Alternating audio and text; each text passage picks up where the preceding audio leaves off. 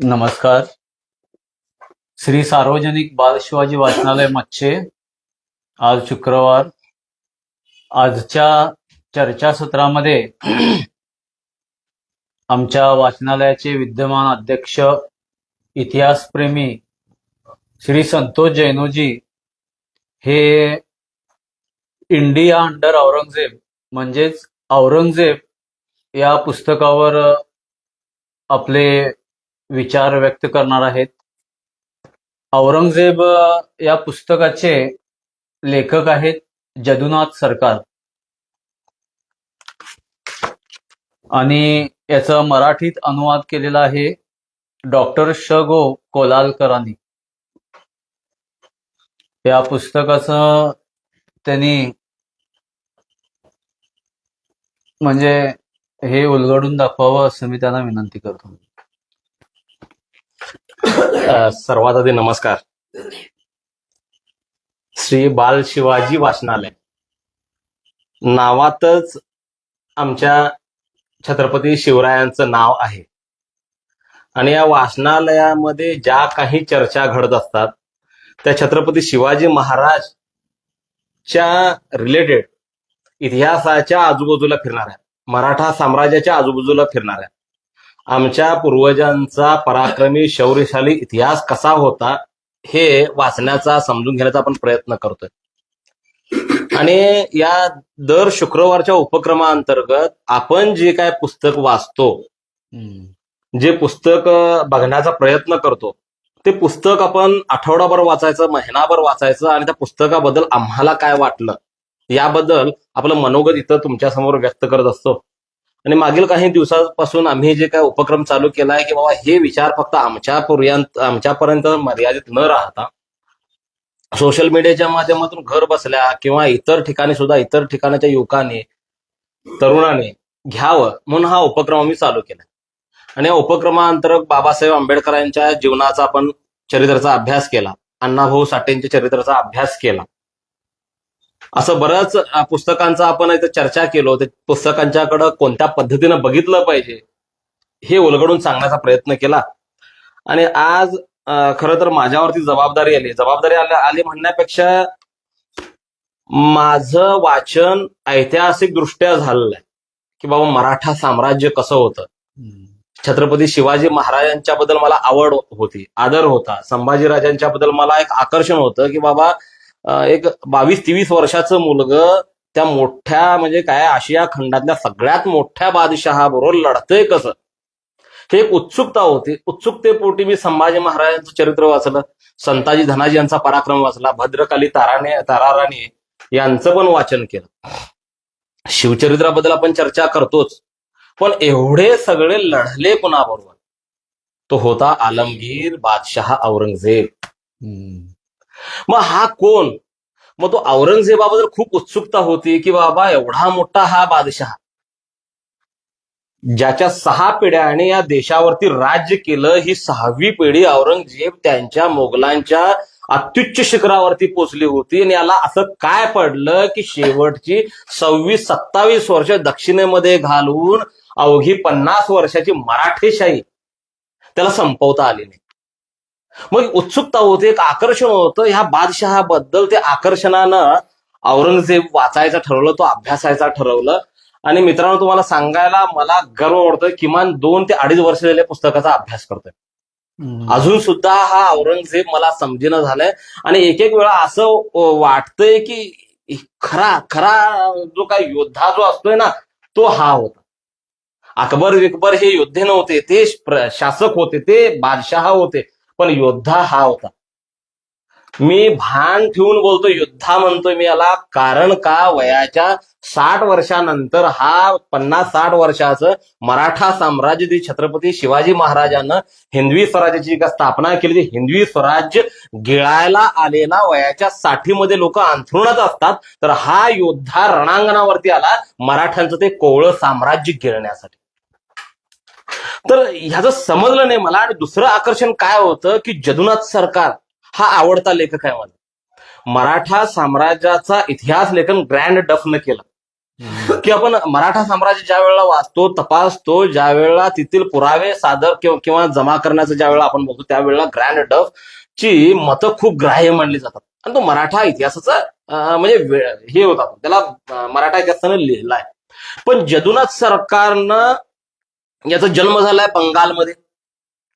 ह्या जदुनाथ सरकारने पीएचडी केली औरंगजेबावरती. म्हणजे त्याला औरंगजेब हा राजा एवढा प्रिय होता की त्यानं औरंगजेबावरती काय केली, पीएचडी केली.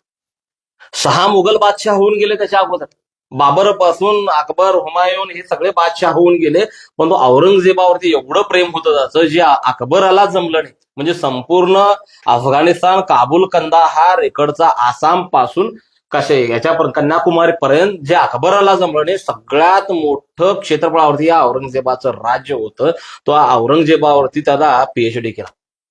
आणि पीएचडी केल्यानंतर त्यानं औरंगजेब इंडिया अंडर औरंगजेब पुस्तक लिहिला आणि खूप कौतुक करतोय तो. म्हणजे न बघितलेल्या गोष्टी या पुस्तकामध्ये बघायला मिळाल्या. आणि जदुनाथ सरकारांचं एक कौतुकास्पद गोष्ट काय की त्याने फक्त औरंगजेबाचाच अभ्यास नाही केला, तर रिलेटेड राजपूतांच्याबरोबर त्यांचे संबंध चांगले होते औरंगजेबाचे. कारण 60 ते 65% आसपास औरंगजेबाच्या सैन्यामध्ये राजपूत सरदार होते. मग त्याच्यावर त्यांचे संबंध चांगले होते, म्हणून त्यानं फक्त औरंगजेबाची एक बाजू नाही घेतला. औरंगजेबाला लिहिली गेलेली पत्र राजपूतांची तपासली, अहोमांची तपासली, बुंदेल्यांची तपासली, जाटांच्या बरोबर संबंध कसे होते त्याचे तपासले, शिखांच्या बरोबर त्याचं वागणं कसं हे सगळं तपासलं. आणि ज्या वेळेला एका काबूलच्या बादशहाचं पत्र औरंगजेबाला आलेलं जदुनाथ सरकारांच्या हाती पडलं.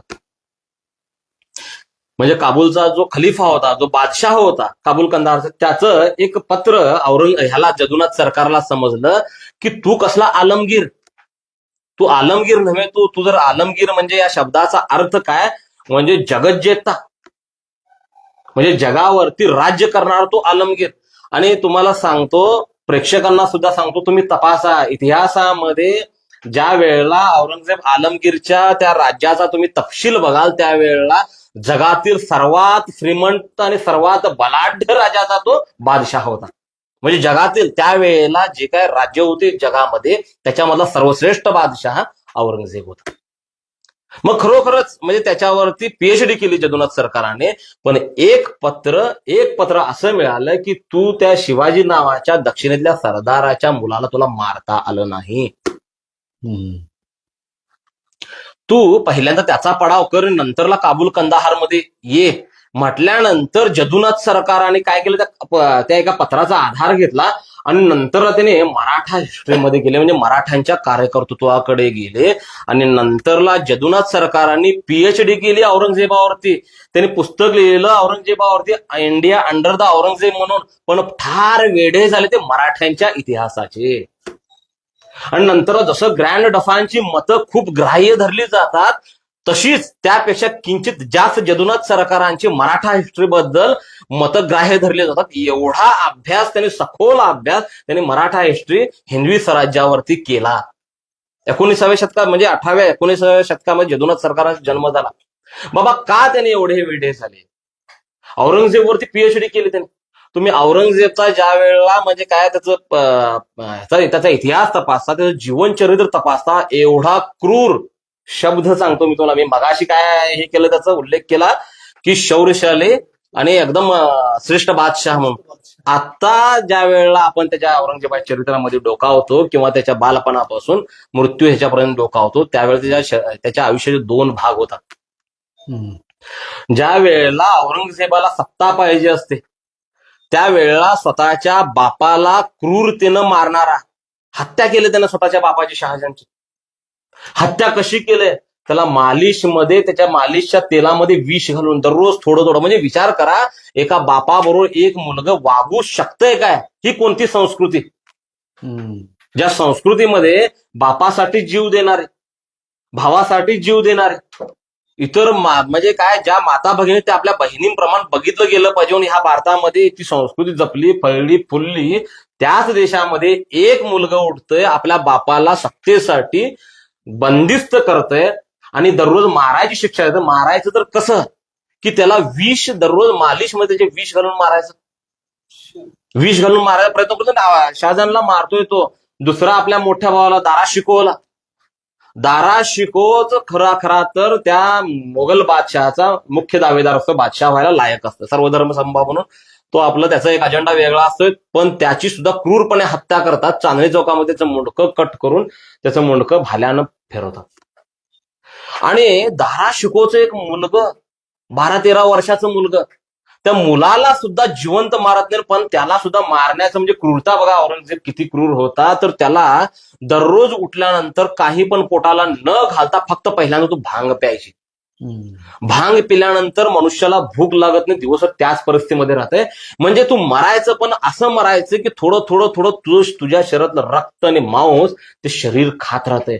अशा पद्धतीनं क्रूर हत्या करणार तो औरंगजेब सत्तेवर आला. हा भाग विचार करा, ज्या वेळेला शिखांचे 9वे गुरु तेग बहादूर सिंग ज्या वेळेला काश्मीरमध्ये प्रचंड प्रमाणात मोगला म्हणजे ह्याच्या हातामध्ये सत्ता आल्यानंतर काश्मीरमध्ये मोठ्या प्रमाणात धर्मांतरण घडून आणतोय, त्यावेळेला गुरु तेग बहादूर सिंग समोर येतात. त्यांचं हत्या म्हणजे काय, त्यांचं धर्मांतरण थांबव म्हणून औरंगजेबाला विनंती करतात. तर तू तुझं काम कर, इथं लक्ष घालू नको म्हटल्यानंतर बोलवतात. आणि त्याला सुद्धा त्यांना सोडतो मी, म्हणजे तिथल्या हिंदूंना मी सोडतो, तू इस्लाम कबूल कर. मग गुरु त्यांना सांगतात मी इस्लाम कबूल करायची काय गरज नाही, तू माझ्यावर चर्चा कर म्हटल्यानंतर चर्चेमध्ये चर्चाविरच्या काय नसते, एक तर इस्लाम स्वीकार कर नाहीतर तुझं मुंडकं दे, त्यांना सोडतो. मग त्या घटनेला गुरु तेग बहादूर सिंग शिखांचे 9वे गुरु स्वतःचं शीश देतात. आणि त्याचं त्या कधीतरी गेलात तुम्ही बघा, लाल किल्ला आहे, त्या लाल किल्ल्याच्या समोर किंवा एक अर्धा किलोमीटरवरती त्या चांदणी चौकामध्ये गुरु तेग बहादुरांच्या नावाने एक गुरुद्वारा आहे, त्याचं नाव शीशगंज. त्या भागाचं नाव शीशगंज गुरुद्वारा म्हणतात त्याला. शीशगंज. जर आपण ज्या वेळेला शीश याचा जर म्हणजे डोक्यात आलं तर आपण म्हणजे आरसा आईना डोळ्यासमोर होतो, पण शीशगंज नावाचा गुरुद्वारा तिथं त्या चांदणी चौकामध्ये आहे. याचा अर्थ काय, त्या गुरूंचं शीश उतरलं गेलं कशासाठी, धर्म, देव आणि संस्कृती रक्षणासाठी. शिखांच्या 9व्या गुरूंनी तिथं आत्मबलिदान दिलं. ते मारायच्या अगोदर 2 अटी ठेवतात त्यांच्यासमोर. कोण तरी तुझे शिष्य त्यांनी तरी इस्लाम स्वीकारावा म्हणून. त्यांनी सुद्धा इस्लाम स्वीकारत नाहीत. त्याच्यापैकी 2 उदाहरणं देतो मी, भाई सतीदास आणि भाई मतीदास. त्या चांदणी चौकामध्ये दोघांची सुद्धा समाध्यांचं तिथं हे केलेलं आहे. भाई सतीदासला तरी तुम्ही कुठेतरी बघत असाल फोटोमध्ये किंवा चित्रामध्ये, त्या भाई सतीदासला उभं ह्यानं करवतानं उभं चिरतंय त्याला औरंगजेब. म्हणजे एवढा क्रूर होता तो. उभं शिरून त्याच्या शरीराचे 2 भाग करतात, तरी पण भाई सतीदास मी माझा हिंदू धर्म सोडणार नाही म्हणून स्वतःच्या प्राणाची आहुती देते. त्याच्यापेक्षा लहान भाऊ मतीदास ते बघत असतोय सगळं. बघ, इस्लाम स्वीकार करून तुझ्या भावासारखी तुझी हालत करतो नाही, तर त्याला कसली शिक्षा, त्याला एका खांबाला बांधतात आणि त्याच्या आजूबाजूला कापूस टाकतात आणि जिवंत जाळाची शिक्षा देणारा हा क्रूर कर्मा औरंगजेब. इस्लाम स्वीकार कर नाहीतर बघ तुझ्या गुरुसारखी तुझ्या भावासारखी हत्या करतो. विचार करा, गुरु गेल्यानंतर सुद्धा ह्या दोघांचं बलिदान होतंय. आता गुरु गेला, कुणाला काय समजणार आहे, म्हणून स्वतःचं जीवन बाबा जगायचं आहे आम्हाला, म्हणून आम्हाला जीवनदान देणार आहे, म्हणून त्याला इस्लाम स्वीकारून जगायला किती उशीर लागला असता. पण इथल्या प्रथा, परंपरा आणि पराक्रम एवढा मोठा आहे की त्यांच्यापासून प्रेरणा घेण्यासाठीच ह्या गोष्टी घडत असतात. तर शिखांचं एवढं मोठं बलिदान तिथं होतंय. शिखांच्या त्या 9व्या गुरुला खाणारा औरंगजेब, शिखांच्या नंतरला गुरु गोविंद सिंगाला सळो की पळो करून सोडणारा औरंगजेब. प्रतिकार करतात, खालसा धर्माची स्थापना करतात, प्रतिकार शक्य होईल तितकं करतात. पण ज्या वेळेला गुरु गोविंद सिंग त्यांच्या हाताला लागत नाही, त्यावेळेला हा कर्दन काळ, शिखांचा कर्दन काळ, गुरु गोविंद सिंगांच्या 2 लहान लहान मुलांना, जोरावर सिंग आणि फतेह सिंग म्हणून 9 वर्षाचं एकटं मुलगं आणि 7 वर्षाचं एकटं मुलगं. बघ, इस्लाम स्वीकार कर न तर तुझ्या आजोबासारखी नाही गुरु भाई मतीदास आणि भाई सतीदास सारखी तुमची हालत करतो, तुम्हाला उभं शिरतो, तुम्हाला जिवंत जाळतो, तुमची मुंडी उतरवतो. म्हणून त्या लहान 7 वर्षाच्या मुलाला 9 वर्षाच्या जोरावर सिंग आणि फतेह सिंग ह्या 2 गुरु गोविंद सिंगाच्या बालकांना भिंतीत चिरून मारणारा क्रूर कर्मा औरंगजेब. ह्या दोघांना सुद्धा जिवंत भिंतीमध्ये गाडताना मोठं मुलगा जोरावर सिंग म्हणतंय, ज्या वेळेला भिंत बांधत बांधत गळ्यापर्यंत येते, त्यावेळेला मोठ्या भावाच्या डोळ्यातून अश्रू येतात. आणि ज्या वेळेला सांगते की ते भावाला आपल्या बोलते की डोळ्यातनं रडतंय ते, त्यावेळेला लहान भाऊ विचारतोय, दादा घाबरायलास की तू मृत्यूला म्हणून. त्यावेळेला मोठं भाऊ सांगतोय, बघा चर्चा कशी असते, त्या सिंहांची चर्चा कशी असते. मला दुःख ह्या गोष्टीचं वाटायलंय, मला माझ्या डोळ्यात अश्रू यासाठी यायलेत की माझ्यापेक्षा तू लहान असून सुद्धा तुझं बलिदान पहिला व्हायलंय. म्हणजे त्याची उंची कमी असते 7 वर्षाच्या मुलाची. भिंत बांधत बांधत येतात, त्यावेळेला मोठ्या भावाच्या डोळ्यातून अश्रू येतात आणि म्हणत असते, तू माझ्यापेक्षा अगोदर बल, तू किती भाग्यवान आहेस, धर्मासाठी तुझा बळी पहिला जायलाय. म्हणून मोठं मुलगा काय करतंय, अश्रू ढाळत असतंय. म्हणजे हे प्रेम, ही संस्कृती, हा पराक्रम त्या शिखांच्या त्या छोट्या छोट्या मुलांपासून घेतलं पाहिजे. असा हा क्रूर कर्मा औरंगजेब त्या दोन्ही मुलांना चिणून मारतोय. तिसरा उद्रेक होतो जाटांचा.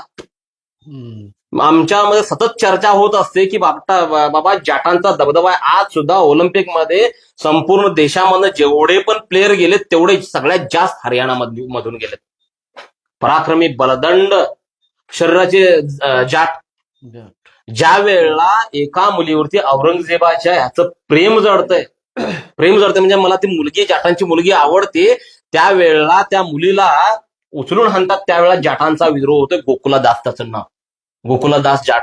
आणि दिल्लीच्या आजूबाजूला जाटांची प्रचंड संख्या आहे, प्रचंड पराक्रमी, प्रचंड धाडसी हे लोक. आणि जाटांचा प्रतिकार होतोय. त्यावेळेला जाटांचा बंडाचं बिमोड करतोय तो त्या गोकुलादासला मृत्यूदंड देणारा औरंगजेब. शिखांचे गुरु, शिखांचे शिष्य, दोन्ही गुरुपुत्रांना मारणारा, त्या जाटांचा म्हणजे जाटांच्या तो गोकुलादासला मारणारा औरंगजेब, राजपूतांना सळो की फळो करून सोडणारा औरंगजेब.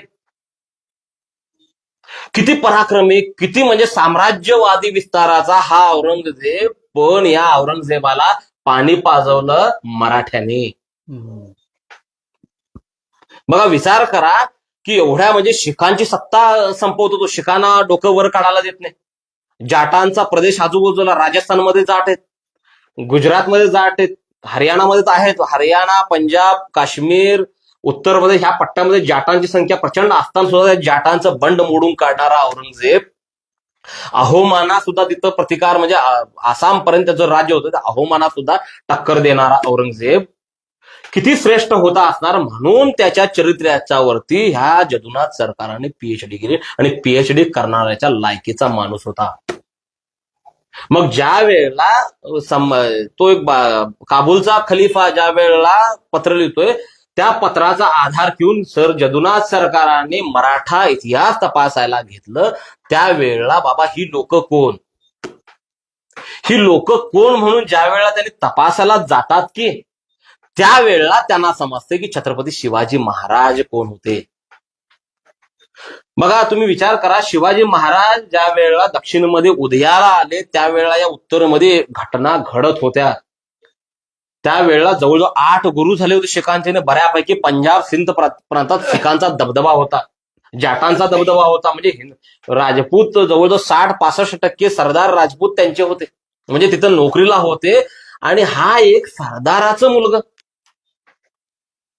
म्हणजे हिम्मत काय आहे, जे जाटांना जमलं नाही, जे शिखांना जमलं नाही, जे राजपूतांना जमलं नाही, जे अहोमांना जमलं नाही, ते फक्त तुमच्या आणि आमच्या पूर्वजांना मराठ्यांनाच जमलं. एवढा मोठा हा क्रूर कर्मा, जगातील सगळ्यात मोठ्या राज्याचा हा बादशाह, तो औरंगजेब एवढ्या सगळ्या लोकांना खातोय आणि मराठ्यांनाच टक्कर द्यायला खाली उतरतोय.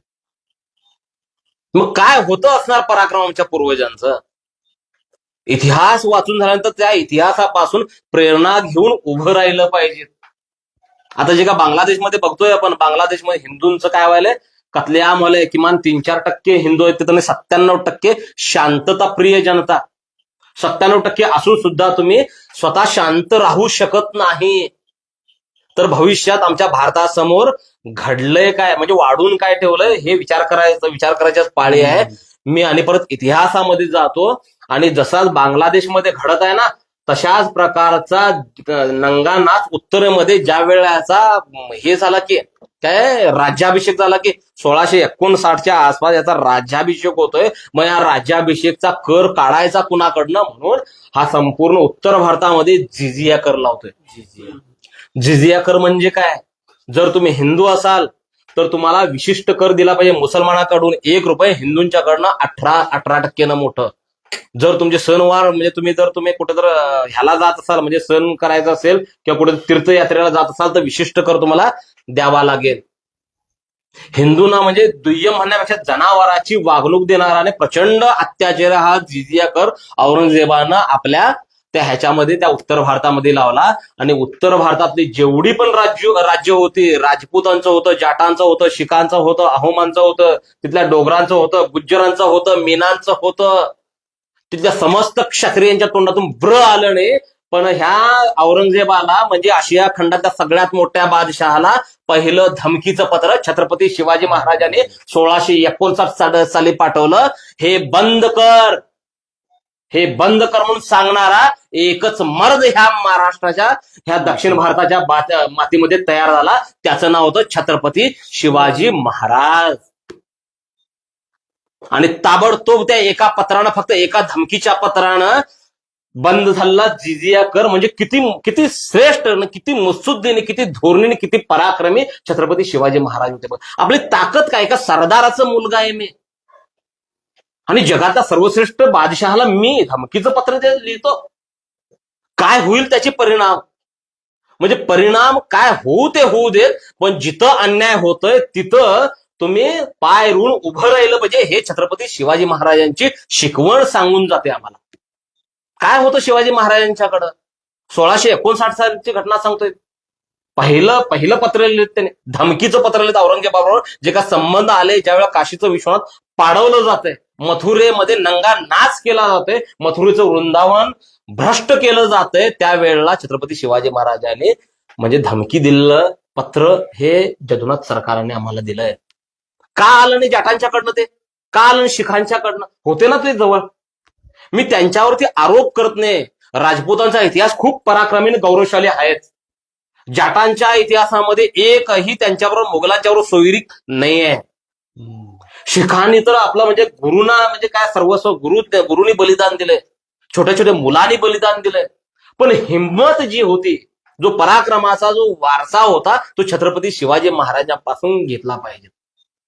आज काही बांडगुळ म्हणतात की शिवाजी महाराजांचा आणि कर्नाटकचा, शिवाजी महाराजांचा आणि आंध्राचा, तामिळनाडूचा, काश्मीरचा, आसामचा, बंगालचा आणि गुजरात, राजस्थानचा काय संबंध म्हणून. कारण का, याचं कारण असं की एका हिंदी कवीनं लिहून गेलाय, जीवन है एक अमर कहानी, अक्षर अक्षर पढ़ लेना और शौर्य कभी सो जाए तो मराठा इतिहास पढ़ लेना. ज्या वेळेला तुम्हाला तुमचं शौर्य झोपतंय किंवा शौर्य तुम्ही विसरता ना, त्यावेळेला फक्त हे मराठा इतिहास काढा आणि वाचा. मेलेले मुडधे सुद्धा उभं राहायची ताकद या इतिहासामध्ये आहे. आणि पराक्रमाचा इतिहास आमच्या पूर्वजांचा आहे. इतिहासकार थोडं वाढवून लिहितात, मला मान्य आहे. एका तरी ठिकाणी असं लिहिलेलं आहे, मराठ्यांचं सर्वस्व संपलेलं आहे, मुंडकी तुटून पडलेत, हात पाय तुटून पडलेले आहेत. पण तुटलेले हात परत लढण्यासाठी त्या पडलेल्या तलवारीकडे हात स्वतःहून बोटाने सरकत होते. ती तलवार परत हातात घेण्यासाठी हा गौरवशाली इतिहास आमच्या पूर्वजांचा आहे. विचार करा बांधवांनो, म्हणजे मित्रांनो, मी म्हणतोय, मी माझे सहकारी आहे तुम्ही, आणि याच्या माध्यमातून मी तुम्हाला सांगतोय, तुम्ही वाचन करा. जोपर्यंत तुम्ही वाचणार नाही तोपर्यंत तुमचे बाप काय होते हे समजणार नाही. ज्या वेळेला मी औरंगजेबाचा इतिहास वाचता परत मी खोलात गेलो की बाबा दक्षिणेमध्ये मोगल होते, ठीक आहे, उत्तर भारतामध्ये मोगलांचं राज्य होतं, कारण तिथं खैबर खिंड होती. बाबा अफगाणिस्तान किंवा त्या रानटी त्या ह्याच्यातून क्षेत्रातून आला तुम्ही, त्या वाळवंटी क्षेत्रातून आला, खैबर खिंडीतून ते उत्तर भारत तुम्ही काबीज केला. उत्तरेमध्ये तुम्ही जवळ 400-450 वर्ष राज्य केला. पण दक्षिणेमध्ये का, कधी विचार केलाय तुम्ही? आणि प्रेक्षकांना सुद्धा मी सांगतो, मी दक्षिणेमध्ये आदिलशाही, निजामशाही, कुतुबशाही, सिद्धी हे का होते, ही राज्य का फोपावली आणि का वाढली, इथं मोगलांची संख्या वाढली कशी, हे तुम्ही वाचा आणि त्याचं म्हणजे हे तपास, हे पुढच्या भागामध्ये घेऊया आपण. कारण का तो इतिहास वेगळा आहे, ते परत पाठीमागे गेलं पाहिजे. आम्ही कोण? आम्ही मराठे कोण? बाबा छत्रपती शिवाजी महाराजांपासून आमचा इतिहास सुरुवात होतोय का त्या अगोदर मराठा सरदार घराणी होती ती काय करत होती? ज्यावेळेला देवगिरी पडली, देवगिरी यादवांची जी काय देवगिरी पडली, ती देवगिरी पडल्यानंतर का बाबा एकदमच सर्व मराठा सरदाराने हात टेकले, याची कारणं पुढच्या भागामध्ये घ्यायची आहे. आपण येऊया औरंगजेबकडं. ज्या वेळेला छत्रपती शिवरायांनी पहिलं पत्र लिहिलं जिजिया कर बंद कर आणि मंदिर जी काय पाडवायला ती बंद कर म्हणून, त्यावेळेला एका पत्रामध्ये जिजिया कर सुद्धा तो शिथिल केला जातो, बंद केला जातो आणि मंदिर जे काय काशीच्या विश्वनाथाचं जे मंदिर होतं ते पाडवायचं थांबतंय. म्हणजे ही घटना आहे ना, ही औरंगजेबाच्या याच्यानंतरची, राज्याभिषेकाच्या नंतरची. ज्या वेळेला औरंगजेबाचा राज्याभिषेक होत असतोय त्यावेळेला इकडं छत्रपती शिवाजी महाराज आपलं साम्राज्य वाढवत, म्हणजे मराठा वाढवत नसतात म्हणणार नेहमी. ते गेलेलं राज्य जे होतं यादवांचं ते राज्य मिळवत असतात म्हणणार. आदिलशाही बरोबर, निजामशाही बरोबर, कुतुबशाही बरोबर, बुद्धीच्या जोरावर, शक्तीच्या जोरावर, युक्तीच्या जोरावरती, आपल्या सहकाऱ्यांच्या प्राणार्पणाच्या जोरावरती गेलेलं साम्राज्य मिळवण्याचा प्रयत्न ह्या दक्षिणेमध्ये होत असतोय. आणि तो कुणाच्या जोरावरती? ह्या दीनदलित म्हणजे शेतकरी जो काय रयत जी काय म्हणतो मी, रयतेचं राज्य आलं पाहिजे. होय, रयतेसाठी तर राज्य केलेच छत्रपती शिवाजी महाराजांनी, पण ती रयते बरोबर संस्कृती रक्षणाची सुद्धा लढाई होती.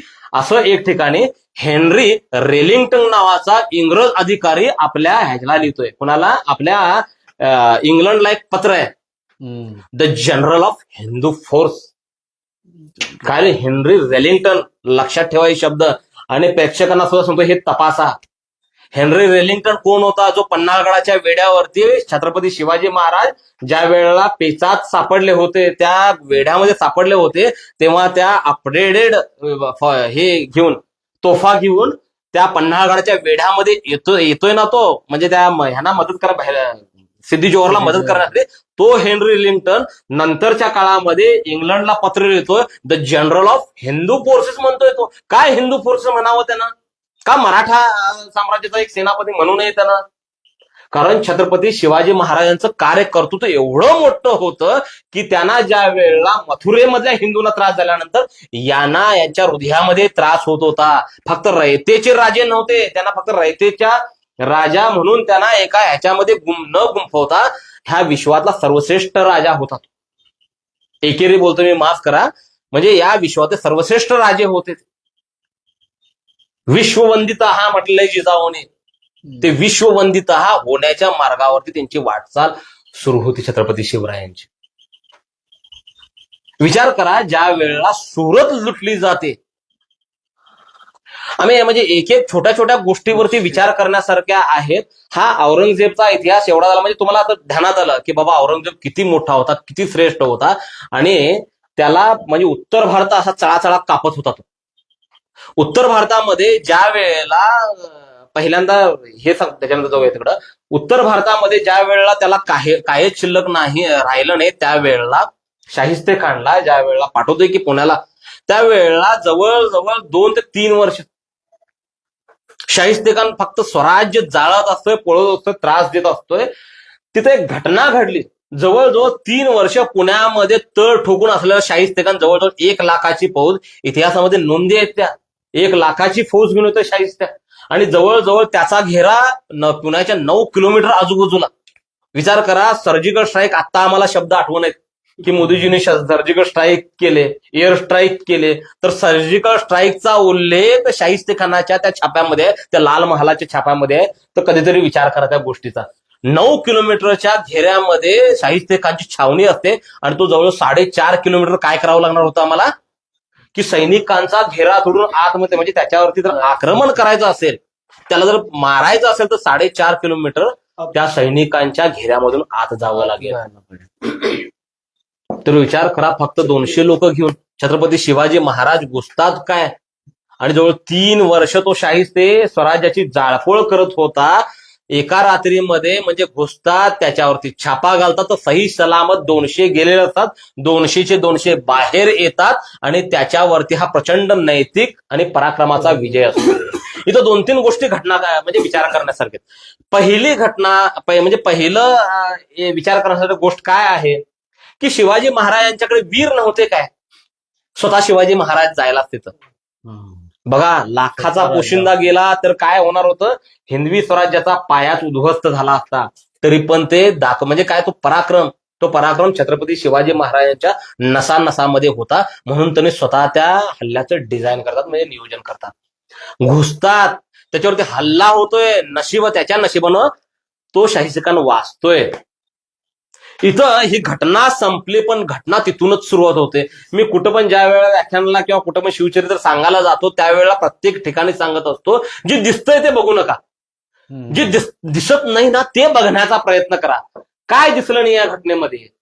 जो 3 वर्ष 1 लाखाच्या सैन्यानं ह्या स्वराज्यामध्ये थैमान घालत असलेला शाहिस्ते खान 3 दिवसामध्ये स्वराज्य सोडतोय का गेला?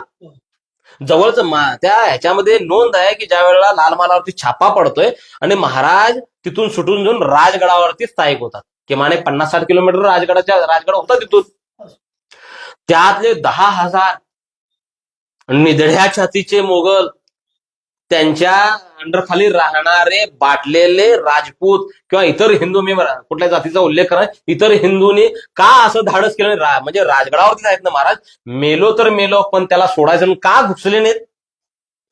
म्हणजे ही दहशत काय होते बघा, घुसून मारणं काय असतंय हे छत्रपती शिवाजी महाराजांनी आम्हाला सांगून गेले. ह्या घटना लक्षात ठेवा, हे तुमच्या जीन्समध्ये आहे. 9 किलोमीटर म्हणजे 4.5 किलोमीटर सैन्याला गुंगार देऊन आतमध्ये जायचंय आणि लाखाच्या सैन्यामध्ये घुसून त्याला मारायचं आहे. जगाच्या इतिहासामधलं पहिलं सर्जिकल स्ट्राईक.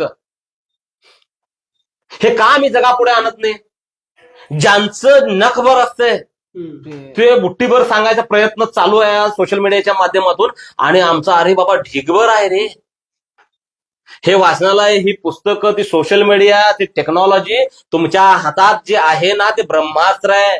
तुमच्या बापजाद्यांचा इतिहास सांगा या समोर, तुमच्या पूर्वजांनी काय केलंय, काय पराक्रमी होते तुमचे पूर्वज. सर्जिकल स्ट्राईक, मोदीजीने आत्ता शब्द तुम्हाला आठवतोय ना, ते सर्जिकल स्ट्राईक छत्रपती शिवाजी महाराजांनी शाहिस्ते खानावरती केलं होतं, नैतिक विजय मिळवला होता. हे का सांगतो मी? कारण घुसून मारल्यानंतर 3 वर्ष तळ ठोकून असलेला शाहिस्ते खान 3 दिवसामध्ये गेला का गेला? त्याला तो विचार करण्यासारखी गोष्ट आहे. एवढा मोठा पराक्रमी औरंगजेबचा सरदार, दक्षिणचा सुभेदार, म्हणजे दक्षिणेतला तो एक मोठा सुभेदार, म्हणजे खूप मोठं पद आहे ते. म्हणजे लाखाची फौज गेली वापस का असणार? म्हणजे हे प्रश्नचिन्ह आहे तुम्हाला पण आणि प्रेक्षकांना पण म्हणतो मी की बाबा 7 दिवसाच्या आत गेलेलं नोंदीत. ज्या वेळेला इथून जातोय तो, त्यावेळेला त्याची बदली कुठं होते?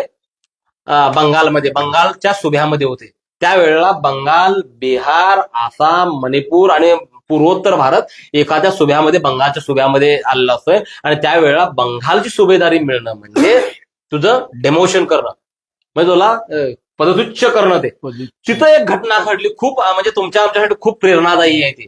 तिथं ज्या वेळेला जातोय, तिथं अहोमांचं हिंदू राज्य असतं, तिथं तो काय करतोय? आक्रमण करतोय. तिथं आक्रमण केल्यानंतर तिथं लचित बुरफुकन नावाचा त्या अहोमाच्या राज्याचा एक सेनापती असतोय. विचार करा, लचित बुरफुकन, तो नंतरच्या काळामध्ये त्यानं आपल्या जीवनचरित्रामध्ये काय उल्लेख आलाय की मी ज्या वेळेला शाहिस्ते खान आला ना, त्यावेळेला त्याची एक घटना इथली ऐकलो की कुठंतरी दक्षिण भारतामध्ये शिवाजी नावाचा एक म्हणजे एका सेनापतीचं मुलगं म्हणजे प्रचंड मोठ्या त्या मुघल साम्राज्यावर टक्कर देत आहे. मग आम्ही का ते त्यांची प्रेरणा घेऊन लढू नये? म्हणून बघा, विचार करा, अहोम कुठं, म्हणजे आसाम कुठं, तो लचित बुरफुकन कोणचा कोण? तो तुमच्या छत्रपती शिवाजी महाराजांच्या चारित्र्याची, पराक्रमाची, शौर्याची प्रेरणा घेतोय आणि आसामचं हिंदू अहोम साम्राज्य जिवंत ठेवतोय आणि तिथं प्रचंड मोठा लढा उभा करतोय. तो लचित बुरफुकन, त्यानं प्रेरणा घेतली आणि त्या शाहिस्त्याबरोबर आणि मोगलांच्या बरोबर प्रचंड मोठा संघर्ष उभा केला तो छत्रपती शिवाजी महाराजांच्या या पराक्रमी आयुष्यामध्ये. तर ह्या छोट्या मोठ्या घटना ज्या घडलेत त्या परकीयाने तुमच्या छत्रपती शिवाजी महाराजांचं काय घेतलं, प्रेरणा घेऊन उभं राहिले. पण आम्ही उभं राहिलो नाही. यासाठी या औरंगजेबाचा चरित्र सांगण्यासाठी मी आज खरं तर इथं तुमच्या समोर म्हणजे काय उलगडण्यासाठी आलोय. फक्त औरंगजेब, शिवाजी महाराज किती मोठे होते, मराठा साम्राज्य म्हणण्यापेक्षा हिंदवी साम्राज्य किती मोठं होतं हे तर आहेच, पण जोपर्यंत तुमचा शत्रू किती मोठा आहे आणि त्या शत्रूला पराभूत करणारे तुम्ही, म्हणजे तुम्ही किती मोठे आहे हे सांगण्याचा प्रपंच म्हणजे छत्रपती शिवाजी महाराज आणि औरंगजेब. जोपर्यंत तुम्हाला औरंगजेब किती पराक्रमी, किती श्रेष्ठ, किती त्याचं भूभागावरती राज्य होतं, तो जगामधला सगळ्यात मोठा बादशहा आणि जगामधल्या सगळ्यात मोठ्या बादशहाचं पीक टाइम म्हणजे एकदम उच्च ह्याच्यावरती म्हणजे आपल्या उच्च पदावरती होता तो. म्हणजे सर्वश्रेष्ठ कामगिरी मोगल सल्तनत म्हणजे सर्वश्रेष्ठ कामगिरी सर्वोच्च टोकावरती होतं मोगल साम्राज्य. त्यावेळेला हरवणं मराठ्यांनी त्याला पळवून पळवून मारलेले दाखले जदुनाथ सरकार देतात, ग्रँड डफ देतात. तर ही मराठा हिस्ट्री पुढील भागामध्ये आपण बघूया. तर आज फक्त औरंगजेब बादशहाचं साम्राज्य कुठं होतं, तो किती श्रेष्ठ होता, किती क्रूर होता, राजपूतांचं, जाटांचं, शिखांचं, अहोमांचं, तिथल्या डोगरावासियांचं, गुज्जरांचं कसं राज्य त्यानं नेस्तानाबूत केलं आणि वयाच्या 60व्या वर्षानंतर तेच 50 वर्षाचं हिंदवी स्वराज्य गिळायला आलेला औरंगजेब, त्याचा जबडा फाडणारी जमात मराठ्यांची होती. तो मराठा साम्राज्याचा इतिहास पुढच्या भागामध्ये घेऊया. इथंच थांबतो. पुढचा जो इतिहास आहे तो मराठा साम्राज्याचा गौरवशाली इतिहास आहे आणि मोगल साम्राज्याचा जबडा टराटरा फाडणारा त्या मराठ्यांचा गौरवशाली इतिहास पुढील भागामध्ये घेऊया. आता मी तुम्हाला एक विनंती करतो, जर हे ऐकते वेळी जर तुम्हाला याच्यामध्ये काहीतरी प्रश्न असतील तर तुम्ही विचारू शकता.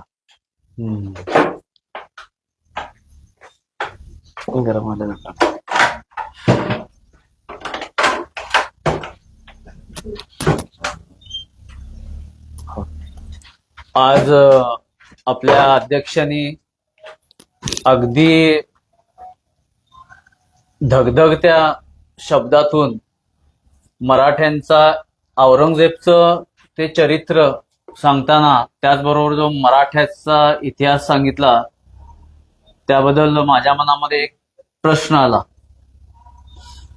आता तुम्हाला वाटलं, मला काय वाटलं की छत्रपती शिवाजी महाराजनी एवढं जे स्वराज्य उभं केलं, आमच्याकडं शिवाजी महाराजांचं प्रचंड एवढं साहित्य आहे, संभाजी महाराजांचं साहित्य आहे. तुम्हाला असं काय वाटलं की बाबा औरंगजेबच्या पुस्तका वाचावं, तुम्ही औरंगजेबाच्या चरित्राकडे वळण्याचं काय नेमकं कारण आहे? विचार करा, आम्ही वाचनालय सर्वजण वाचक आहे. ज्या वेळेला कोणतंही पुस्तक आपण वाचतो तर तो पुस्तक एक लेखक लिहत असतो, म्हणजे कोणतरी एक व्यक्ती लिहत असते. आणि ज्या वेळेला जदुनाथ सरकार हयात नाहीत, पण ज्या वेळेला मी हे पुस्तक ज्या वेळेला वाचतो त्यावेळेला ते मला वाटतंय, मला भास होतोय असा आहे की तुमच्या खांद्यावरती हात ठेवून त्यांनी तुम्हाला तुमच्या पूर्वजाचा इतिहास सांगत आहे. म्हणजे ही व्यक्ती जिवंत असते या पुस्तकामध्ये. मग मी विचार केला की ह्यांना कसं समजलं ते. तर ह्यांनी तपासले तर राजपूतांची पत्र, राजपूतांचे जे काय मराठ्यांच्या बरोबर आलेले संबंध, राजपूतांच्या औरंगजेबाबरोबर आलेले संबंध आणि बाकी इतर राज्यांना जे काय जमलं नाही ते शिवाजी महाराजांना का जमलं, मग शिवाजी महाराजांना का वाटलं ते. आणि हे करतेवेळी जे काय पुरावे जे होते ते पुरावे तपासण्याची जदुनाथ सरकारांची एक वृत्ती होती. ते पुरावे ज्या वेळेला तपासत आत गेलो त्यावेळेला अस्सल पत्र जी काय मिळाली बघा. आम्ही ह्याच्या इतिहासामध्ये सुद्धा उल्लेख आहे, मराठा ही साधी भोळी जमात, काटक जमात, कुणाच्या अध्यात मध्यात पडणारे नाही. पण ह्यांच्या अध्यात मध्यात जर कोणी पडलं तर त्याचा निश्चितच मध्य करत नाही मी तर अंत करतो, हे सांगणारे आमची म्हणजे एक पिढी, आमचा पराक्रम आहे आणि आमचा एक वारसा आहे. मग आमच्या लोकांनी काय केलं, आम्ही पराक्रमामध्ये कुठं कमी पडलो नाही, आम्ही शौर्यामध्ये कुठं कमी पडलो नाही, आम्ही युद्ध करायला कुठंही कमी पडलो नाही. आम्ही भारताच्या इतिहासामध्ये जर सैन्य शासन जर बघितलं, जो सैन्याचे नियम जे होते, तो छत्रपती शिवाजी महाराजांच्या सैन्याला गौरवानं आदरानं बघितलं जात होतं. त्यांनी जरी कुठल्या याच्यामध्ये म्हणजे प्रदेशामध्ये जरी युद्ध केलं तर तिथल्या स्त्रियांच्यावरती त्यांनी हात टाकत नव्हते. हे उल्लेख परकीयांनी लिहून ठेवले. मग हे ज्या वेळेला सगळं आम्ही पुस्तकांच्या मध्ये शिवचरित्रामध्ये वाचलं, त्यावेळेला बाबा मला सुद्धा वाचले की आपण हे कुठंतरी शोधलं पाहिजे म्हणून. त्यावेळेला सर्वात जास्त दाखले राजपूतांच्या आणि मोगलांच्या पत्रामध्ये लिहिले. आणि आम्ही कमी कुठं पडलो, आम्ही आमचा इतिहास लेखन करण्यामध्ये कमी पडलो. म्हणून छत्रपती शिवाजी महाराजांच्याकडे जास्त कमी कोण बोट करत नाहीत, पण आमच्या प्राणप्रिय युवराजांकडे खूप बोट करतात. ज्यांची लायकी नाही त्या धर्मवीर छत्रपती संभाजी महाराजांच्याकडे लांछनास्पद आरोप करतात. याचं उत्तर होतं, आम्ही पराक्रमी होतो, आम्ही लढायला आम्ही मरायला कमी पडलो नाही, आम्ही कमी पडलो लिहायला. आमचा पराक्रम लिहितोय कोण? ग्रँडडफ. आमचा पराक्रम सांगतोय कोण? जदुनाथ सरकार. आमचा पराक्रम दडलाय कुठं? राजपूतांच्या पत्रव्यवहारामध्ये. आमचा पराक्रम दडलाय कुठं? मोगलांच्या, आदिलशाहीच्या, निजामशाहीच्या, सिद्धींच्या त्या इतिहासामध्ये, त्यांच्या इतिहासामध्ये खूप ठिकाणी उल्लेख आलाय. मग मला इकडं वळावंसं का वाटलं की बाबा ही साधी भोळी लोक ह्यांनी लिहून ठेवलं नाहीत, ह्यांनी जे काय ह्यांचं जे काय पराक्रम लिहून ठेवलं, ग्रँड डफने लिहून ठेवलं, जदुनाथ सरकारने लिहून ठेवलं. मग औरंगजेबच्या चरित्रामध्ये शेवटच्या कार्यकाळामध्ये त्या औरंगजेबाचे कर्दनकाळ मराठे हा उल्लेख जदुनाथ सरकारांनी केलाय. म्हणजे संपूर्ण हिंदुस्थान जिंकला त्यानं. काबूल कंदाहार पर्यंत औरंगजेबाचं राज्य होतं, पण 27 वर्ष त्याच्या छातीवरती थया थया नाचणारे हे मराठेच होते. पराक्रमाला आणि युद्ध करायला आम्ही कमी पडलो नाही, आम्ही कमी पडलो फक्त इतिहास आमचा लिहायला. यासाठी मला वाटलं की औरंगजेब वाचला पाहिजे आणि औरंगजेब वाचण्याचा मी प्रयत्न केला. आणि बरीच अशी पत्र जे राजपूतांच्या बरोबर संबंध आले होते, की आणखी एक घटना सांगतो मी, आणखी म्हणजे खूप मोठं मी विसरलो. औरंगजेब म्हणजे राज्य मिळवण्यासाठी स्वतःच्या बापाला मारला, भावाला मारला, भावाच्या मुलांना मारला, गुरु तेग बहादूर सिंगला म्हणजे गुरुच्या 9व्या गुरुना, त्यांच्या शिष्याना, गुरु गोविंद सिंगाच्या दोन्ही मुलांना मारला. पण एक खूप मोठी घटना मी सांगायला विसरलो, स्वतःच्या अकबर नावाच्या मुलाचा बळी घेणारा औरंगजेब. म्हणजे विचार करा, स्वतःच्या मुलाला मारलाय त्यानं. हे राज्य मीच वाढू शकतो, म्हणजे कॉन्फिडन्स बघा त्याचा. इस्लामची पताका मीच ह्या जगावरती प्रस्थापित करू शकतो म्हणून स्वतःच्या मुलाचा बळी घेणारा औरंगजेब. म्हणजे स्वतःच्या मुलाची हत्या केलंय त्यानं, मीच करू शकतो व्यवस्थित. आणि खरोखर पराक्रमी होता, शौर्यशाली होता आणि निडर होता. त्याच्या ह्याच्यामध्ये एक उल्लेख, जदुनाथ सरकार वयाच्या 12 ते 14व्या वर्षी एकदा हत्तींची टक्कर झालेली असते आणि त्या हत्तींच्या टक्करीमध्ये एक हत्ती सुटतोय आणि औरंगजेबाकडे येतो. बाकी सगळे पळतात, त्याचे भाऊ जे का मोठे भाऊ असतात, त्याचे लहान सगळे पळतात, त्याचे म्हणजे लपण्यासाठी पळतात. औरंगजेब तिथंच पाय रुवून त्या पिसाळलेल्या त्या मदमत्त हत्ती समोर पाय रुवून उभं राहिलेला असतोय. ज्या वेळेला त्या म्हणजे विश्वाचा सर्वात मोठा प्राणी चिडून तुमच्या अंगावरती येतोय, पण न डगमगता तुम्ही ज्या वेळेला त्याच्यासमोर पाय रुवून थांबताना, ते प्रचंड मोठं जनावर सुद्धा पाठीमग गेलेला उल्लेख या पत्रामध्ये आहे. म्हणजे विचार करा, धाडसी होता तो. तशाला सुद्धा मराठ्यांनी तशा माणसाला त्यांनी नमवले. खूप खूप मोठा पराक्रमाचा इतिहास 27 वर्षाचा. शिवाजी महाराज गेल्यानंतर, संभाजी महाराज गेल्यानंतर जो 27 वर्षाचा जो धगधगता इतिहास आहे ना, तो इतिहास जगाच्या ह्याच्यामध्ये नाहीये, ते पुढच्या भागामध्ये काय पण असेल. आणि कुणाला काय विचारायचंय?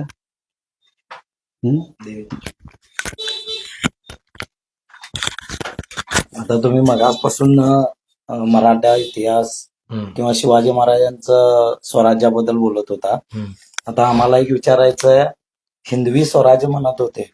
नंतर पुढे जाऊन मग त्याला आणि मराठा साम्राज्य असे 2 नावं हे झाली. म्हणजे तुमच्या म्हणण्याप्रमाणे हिंदवी स्वराज आणि मराठा साम्राज्य ह्याच्यामधला फरक काय? मला पण कधी कधी कन्फ्युज होतं, म्हणजे मी काय म्हणायचं. छत्रपती शिवाजी महाराजांनी स्थापना केली हिंदवी स्वराज्याची, मान्यच आहे. पण परकीय म्हणण्यापेक्षा इंग्रजांच्या साहित्यामध्ये, डचांच्या साहित्यामध्ये, सिद्धीच्या साहित्यामध्ये, मोगलांच्या साहित्यामध्ये किंवा इतर जे काही खालचे बादशाह होते त्यांच्या साहित्यामध्ये नंतरच्या काळामध्ये मराठा साम्राज्य म्हणून उदयाला आलं. हिंदवी स्वराज्य महाराजांचा दृष्टिकोन काय होता बघा. ज्या वेळेला औरंगजेबचं पहिलं म्हणजे आपल्या स्वतःच्या मुलाला मारतोय, दुसरं मुलगा ज्या वेळेला मारतंय मला म्हणून पळून आलं, त्यावेळेला उल्लेख आहे की बाबा अफगाणिस्तानमध्ये त्याला तिकडचे म्हणजे त्याचे जे भाऊबंद मुस्लिम राष्ट्र होती त्यांनी त्याला आश्रय दिला नाही. शिखांच्याकडे तो आश्रय मागतो, शिखाने आश्रय दिला नाही. अहोमांच्याकडे, जाटांच्याकडे आश्रय मागतो, मला कुठेतरी राहायला द्या, मी माझ्या बापाच्या विरोधात उभं राहिलो, बाप मला मारायला आलाय. त्याला आश्रय देतात राजपूत. पण ज्या वेळेला औरंगजेब चिडून त्याची प्रचंड सेनासागर घेऊन येतोय त्यावेळेला तो दुर्गादास राठोड खूप पराक्रमी आहे खरंच. त्या दुर्गादास राठोडाबद्दल आणि केव्हा तरी चर्चा करूया आम्ही. तो दुर्गादास राठोड संपूर्ण देशामध्ये सर्वांच्या पत्रव्यवहार करतोय. कोणीच त्या औरंगजेबाच्या मुलाला आश्रय देत नाहीत. आश्रय देतात फक्त मराठे, म्हणजे जळथा निखारा आपल्या मुठीमध्ये ठेवणारी सर्वश्रेष्ठ जमात ही तुमची आहे. तो एका पत्रामध्ये लिहितोय की बाबा जर तुला आश्रय कुणाकडे मिळेल तर मराठा साम्राज्यातील तो जो काही युवराज आहे संभाजीराजे तोच तुला आश्रय देईल, म्हणून मराठा साम्राज्याचा उल्लेख असं परकीय करून. आता दुसरं सूरजमल जाट जे होते, जसं छत्रपती शिवाजी महाराज आमच्यामध्ये होऊन गेले तसं जाट पट्ट्यामध्ये सूरजमल जाट खूप पराक्रमी होऊन गेले. त्याने हिंदू होते पण हिंदवी स्वराज्य कधी म्हटले, जाटांचं राज्य म्हटले. राजपूतांचे जेवढे पण राजे होऊन गेले त्यावेळेला जाटांचं राजपूतांचं राज्य म्हणत होते. अहोम साम्राज्य हिंदू होतं पण ते अहोम साम्राज्य झालं. नंतरच्या काळामध्ये छत्रसाल बुंदेलाचं राज्य होतं, बुंदेलांचं राज्य म्हटलं गेलं. पण संपूर्ण हिंदुस्थानामध्ये छत्रपती शिवाजी महाराजांचं हिंदवी स्वराज्य होतं. आणि त्यांचं प्रेरणा म्हणजे काय, विजयनगरचं जे हिंदू साम्राज्य होतं ते इथं दक्षिणेमध्ये सुद्धा हिंदू साम्राज्य होतं. पण एका धक्क्यामध्ये विजयनगरचं हिंदू साम्राज्य मोडकळीला आलं, नंतरला उभारी आली नाही. या हिंदवी साम्राज्याचं वैशिष्ट्य असं होतं, सतत छत्रपती शिवाजी महाराजांनंतर धर्मवीर छत्रपती संभाजी राजांची क्रूरपणे हत्या करणारा औरंगजेब, त्याच्यानंतर राजाराम महाराज इथं त्याच्यावर लढता संपतात तो औरंगजेब, भद्रकाली ताराराणी स्त्री होऊन सुद्धा पहिली औरंगजेबावर लढायला उभं राहते ती ताराराणी, म्हणजे तिच्याबरोबर युद्ध करणारा औरंगजेब.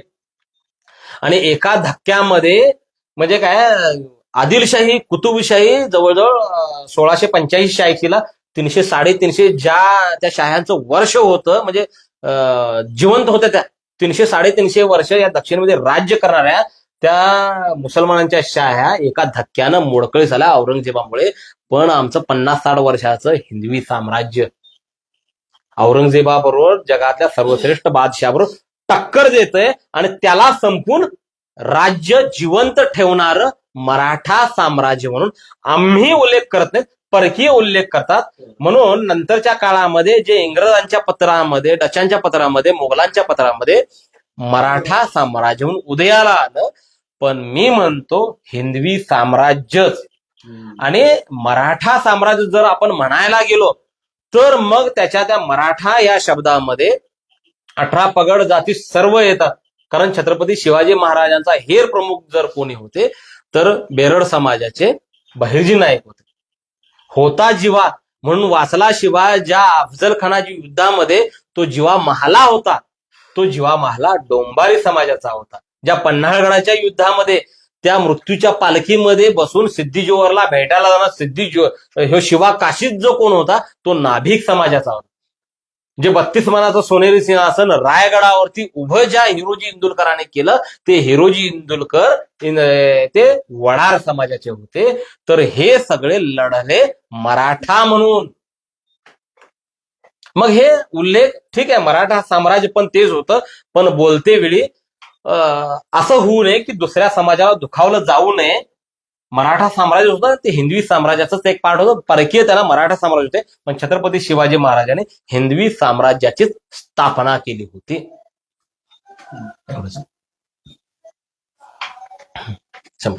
आज वाचनालयाचे अध्यक्ष संतोष जैनोजी यांनी देते इतिहासाचं चौफेर अध्ययन करून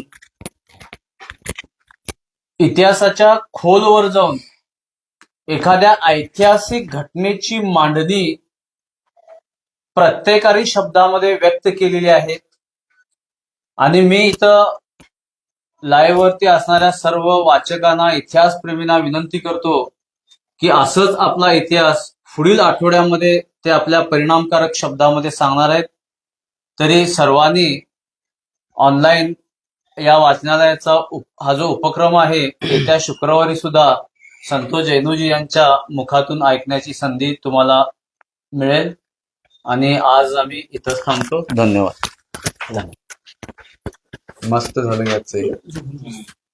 जबरदस्त.